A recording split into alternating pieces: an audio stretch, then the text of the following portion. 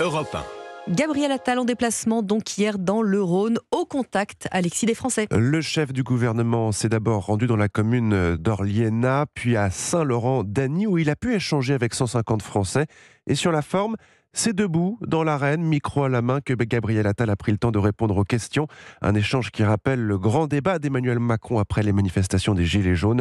Noémie Loisel était sur place pour Europe 1. Dans cette grande salle, à son arrivée, tous les regards se tournent vers le Premier ministre. Sous les projecteurs et les applaudissements, Gabriel Attal est accueilli par 150 habitants et plusieurs élus. L'objectif, rappelle-t-il, aller à la rencontre des Français avant son discours de politique générale. Pendant plus d'une heure et demie, agriculteurs, médecins, chefs d'entreprise, parents d'élèves et élus locaux l'interrogent. En face d'eux, le Premier ministre est attentif, debout au centre de la salle. Il prend note et répond sur plusieurs sujets.